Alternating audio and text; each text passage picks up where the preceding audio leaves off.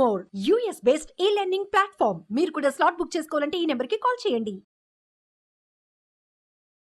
నమస్కారం నందకృష్ణ స్వామి గారు. నమస్కారం. ఇందులో ఏం చెప్తున్నారు?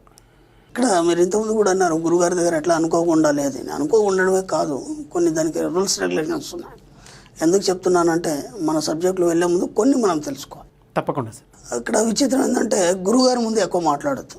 ఫస్ట్ గురుగారి ముందు ఎందుకు ఎక్కువ మాట్లాడద్దు? మనం ఇంతకుముందు గతంలో ఒక వీడియోలో దక్షిణామూర్తి గురించి చెప్పుకున్నాం. మనం దక్షిణామూర్తి స్వరూపం ఏదైతే ఉంటుందో అది మనకి మౌనంగా కూర్చొని ఉంటాడు. సప్తర్షులు కానీ వాళ్ళందరూ కూర్చొని ఉంటారు ముందర. వాళ్ళు ఏం అడగరు ఆయనకి.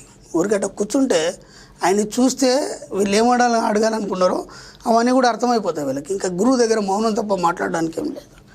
ఎప్పుడైనా గురువు మాట్లాడుతుంటే మనం వినాలి, మనం మాట్లాడడానికి లేదు. గురువు ముందు వాయిస్ గట్టిగా మాట్లాడద్దు. ఎంత ఎట్లాంటి సమస్య అయినా మళ్ళీ అనుకో మాట్లాడాలి. ఇలా మనం చెప్పుకుంటూ పోయినప్పుడు ఏమవుతుందంటే మనం ఎన్నో ధ్యానాలు చేస్తుంటాం. మనం మనీ మెడిటేషన్కి వచ్చాం. మనం అంటే ఎన్నో రకాల ధ్యానాలు ఎందరో మంది గురువుల దగ్గర నేర్చుకున్నారు. నేను ఎందుకు చెప్తున్నానంటే గురువుల దగ్గర మీరు ఒబిడియన్గా ఉండి మీరు కరెక్ట్గా అనుగా ఉన్నప్పుడు ఇంకా కొత్త విద్యలు నేర్చుకోవచ్చు. లేకపోతే ఏమవుతుందంటే మీరు ఆయన ఆరాలోకి వెళ్ళినప్పుడు ఆయన ఆరా కనుక డిస్టర్బెన్స్ అవుతే ఆయనకు తెలియకుండా ఏదో డిస్టర్బెన్స్ వచ్చి మీరే బయటకు వెళ్ళిపోతారు. ఆయన దగ్గర ఉండలేరు. ఏ గురువు దగ్గరైనా సరే ఆయన ఆరాలోకి మీరు వెళ్ళినప్పుడు ఆ ఆరాన్ని కనుక మీరు డిస్టర్బ్ చేస్తే అక్కడ ఉండలేరు. మీరు ఆటోమేటిక్గా ఏదో విషయం వచ్చేసి మీరు బయటకు వెళ్ళిపోతారు. కాబట్టి మీరు ఎంత ఒబిడియన్గా ఎంత మీరు లొంగి ఉండి కానీ లేకపోతే గురువు దగ్గర పాటించిన నియమాలు చాలా ఉన్నాయి. మళ్ళీ అవన్నీ వేరే మన సబ్జెక్టులో రావు. అవన్నీ మళ్ళీ వేరే రకంగా చెప్పుకోవచ్చు. మనం అవన్నీ పాటించినప్పుడు మాత్రం అక్కడ చేయగలుగుతారు. ఇక్కడ ఈ మెడిటేషన్లలో కూడా చాలా రకాల మెడిటేషన్లు ఉన్నాయి. ఆ మెడిటేషన్లలో కూడా చాలామంది ఎన్నో రకాలుగా డిస్టర్బెన్స్ అవుతున్నారు. ఇప్పుడు ఒక దగ్గర ఒక కొత్త విషయానికి వెళ్తున్నారు. అక్కడ ఏదో పెద్ద మెడిటేషన్ పెద్ద ప్రోగ్రామ్ జరుగుతుంది. అక్కడికి వెళ్ళిపోతున్నారు. వెళ్ళిపోయిన తర్వాత ఏమవుతుందంటే ఆ గురువుగారు ఏదో చెప్పారు, తర్వాత వీళ్ళు వచ్చి ఏదో చేశారు. చేసిన తర్వాత ఆ గురువుగారితో కనెక్షన్ అనేది కట్ అయిపోతున్నారు మధ్యలో. ఎందుకంటే మధ్యలో వేరే వేరే మెడిటేషన్లు కానీ లేకపోతే వీళ్ళు చదివిన నాలెడ్జ్ బుక్స్ నాలెడ్జ్ కానీ దానివల్ల ఏమైపోతుందంటే ఎవరైతే గురువుగారు మీకు స్టార్టింగ్లో ఏదైతే చెప్పారో ఆ కనెక్షన్ కట్ అయిపోయి మీ యొక్క సొంత నాలెడ్జ్తో మళ్ళీ కొత్తగా స్టార్ట్ అయిపోతుంది. దీనివల్ల ఏమవుతున్నాయి, దీంట్లో చాలా రకాలు ఉంటాయండి. మెడిటేషన్లో చాలా డెప్త్కి వెళ్ళినప్పుడు ట్రావెల్స్ అని ఉంటాయి, మనకు హాస్టల్ ట్రావెల్స్ అవన్నీ ఉంటాయి. అలాగే మనకి ఏంటంటే గత జన్మకు సంబంధించినటువంటి వ్యక్తులు ఎంతోమంది కలుస్తారు. ఇక మనం ఏం చేస్తామంటే మనం పోయిన పర్పస్ వేరు. ఇక్కడ మళ్ళీ ఏం చేస్తున్నామంటే కొత్త సంబంధాలు ఎత్తుకొని వస్తున్నాం. మనం ఏమంట అయ్యో ముక్కు తెలియదు మొహం తెలియదు. వాళ్ళని ఏదో చెప్పేసి గత జన్మ మనకు సంబంధించినటువంటి వ్యక్తులు అని చెప్పేసి వాళ్ళని పట్టుకొని వచ్చేసి ఆ కొత్త కొత్త విషయాలు చేసేసి మీరు లైఫ్ని అనవసరంగా డిస్టర్బ్ చేసుకుంటున్నారు. ఇక్కడ మెడిటేషన్లో ఏమవుతుందని నేను చెప్పాను, గతంలో కూడా ఎన్నోసార్లు చెప్పాను. అంటే ఒక్కోసారి మెడిటేషన్ సబ్జెక్ట్ వచ్చినప్పుడల్లా ఒక రకం చెప్పాను. స్టార్టింగ్ మీరు మెడిటేషన్ చేసినప్పుడు ఏమవుతుంది, మీకు ఎన్నో ఆలోచనలు వస్తాయి. చాలా ఎన్నో రకాలుగా వస్తాయి. నేను ఎన్నోసార్లు చెప్పాను, వాటన్నిటిని మీరు సాక్షిగా చూడండి. అందుకంటే మీరు చేయాల్సిందే ఓన్లీ సాక్షిగా చూడండి.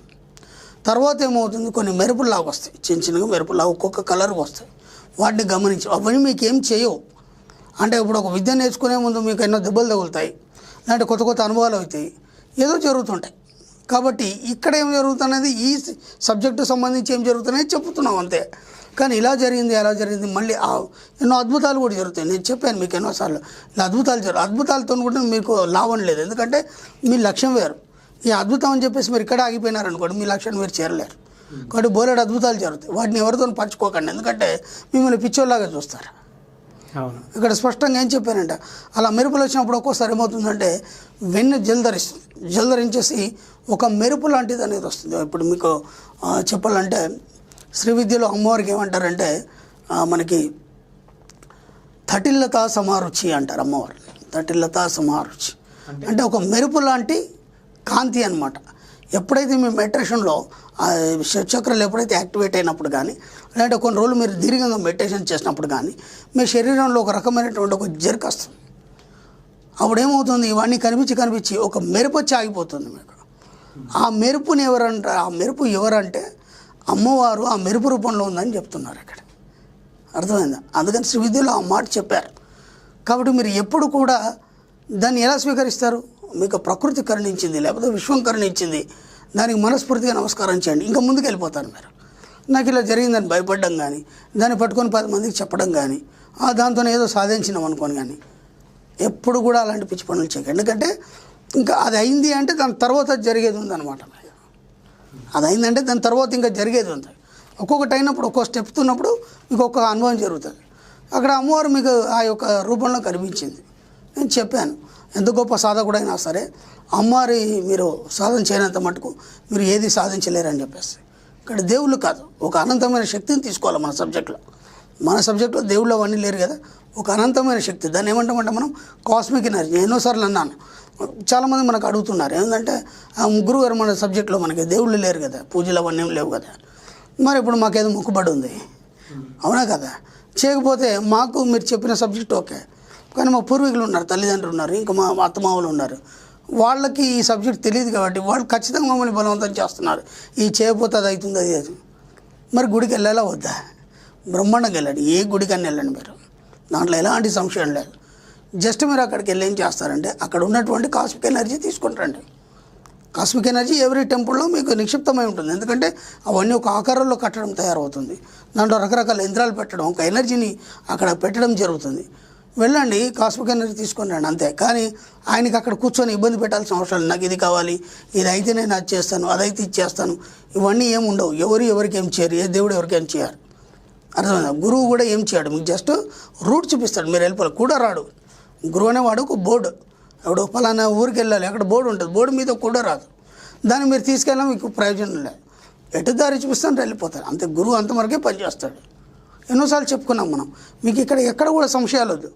మనీ మెడిటేషన్ చేసేటప్పుడు కూడా మీకు ఈ అనుభవాలు జరుగుతాయి. నేను అదే చెప్తున్నాను, మనీ మెడిటేషన్ చేసేటప్పుడు కూడా. అందుకే నేను ఏం చెప్పానంటే మీరు ఇంక ఎక్కువసేపు చేశారనుకోండి, ఇంకా ఏమేమో జరిగేసి మీ మైండ్ అంతా డిస్టర్బెన్స్ అయిపోయి అది ఇదా ఇది అదా ఇది ఏది కాదా అనే ఆలోచనలో మీరు సందిగ్ధంలో ఉంటారు.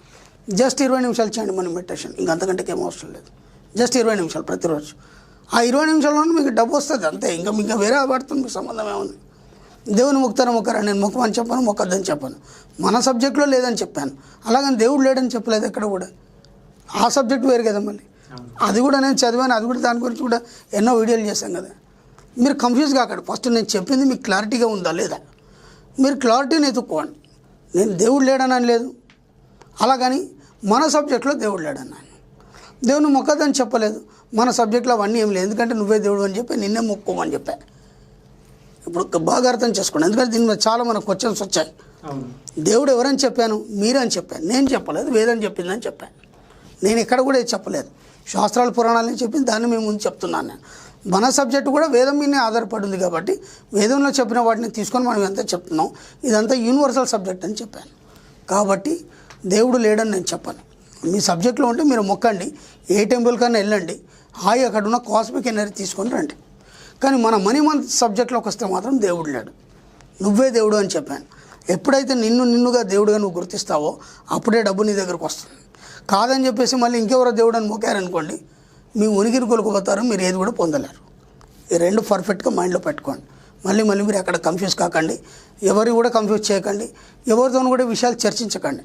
క్లాస్కు రండి, అన్ని క్లారిటీలో వచ్చేస్తాయి మీకు. అంతకంటే ఇక నేనేం చెప్పలేను. డెఫినెట్గా సార్. ఎందుకంటే 300 వీడియోలు వచ్చిన మళ్ళీ ఇవే అనుమానాలు. క్లాస్లో వెళ్తున్నాము, అవి అనుమానాలు అడుగుతున్న దగ్గరికి అపాయింట్మెంట్స్కి వస్తారు. అప్పుడు కూడా మరి ఇలా మొక్కుంది తీర్చుకోవచ్చా, ఏం చెప్పాలి నేను, నీ మొక్కుతాను నాకేం తెలుసు, అవునా, నాకేం సంబంధం అది. పెద్దవాళ్ళు ఇబ్బంది పెడుతున్నారు, వెళ్ళు హాయిగా వెళ్ళు, సరదాగా పిల్లలు తీసుకొని వెళ్ళు. అవన్నీ మనకి ఎందుకు నిర్మాణించబడి, ఆ దేవుళ్ళు పూజలు యాత్రలు ఇవన్నీ ఎందుకు? డబ్బు ఖర్చు పెట్టలేని పిసినారి వాళ్ళు ఏం చేస్తారంటే వాళ్ళకు ఒక ప్రాణభీతి, ఒక భయం, ఓ కర్మ ఇచ్చేసి ఏమవుతుందో కాబట్టి ఒక క్షేత్రానికి వెళ్ళేసి అక్కడ దర్శనం చేసుకుంటే ఆ యొక్క పాపం పోతుంది అని ఇలా కొన్ని ఉన్నాయి. వాడు దానికోసం మనం అక్కడికి వెళ్తాడు. వెళ్ళినప్పుడు బస్సు ఖర్చు పెడతాడా, బస్సులో వెళ్ళిన టికెట్ తీసుకుంటాడా, ధరలో ఎన్నో కొనుక్కొని తింటాడా? దీనివల్ల సమాజానికి వాడు ఎంతో ఖర్చు పెట్టగలుగుతాడు.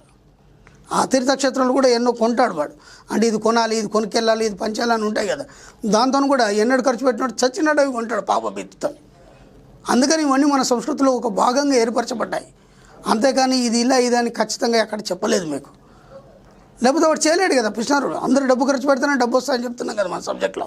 పిసినారుడు ఖర్చు పెట్టే వాడికి ఎక్కడి నుంచి వస్తుంది? అవును, వాడికి కూడా రావాలి కదా డబ్బు, వాడు కూడా జీవించాలి కదా. అందుకని ఇవన్నీ మన సంస్కృతిలో భాగంగా చెప్పబడ్డాయి. అంతేగాని ఖచ్చితంగా ఇది ఏది మాత్రం ఎక్కడ లేదు. ఈ క్లారిటీగా మీరు అర్థం చేసుకోండి. మళ్ళీ మళ్ళీ నాకు అడగకండి. ఇక మీరు తీర్థయాత్రలు పోతారో ఎక్కడ పోతారో పోండి, అక్కడ ఉన్న ఎనర్జీని తీసుకోండి. అక్కడ ఉన్న కాస్మిక్ ఎనర్జీ ఏదైతుందో దాన్ని మీరు తీసుకోండి. తీసుకొని హాయిగా మీ జీవితాన్ని ఎంజాయ్ చేయండి, అంతే. షూర్. మూఢనమ్మకాలు, మూఢ విశ్వాసాలు ఏమి లేవు. Okay, thank you so much sir.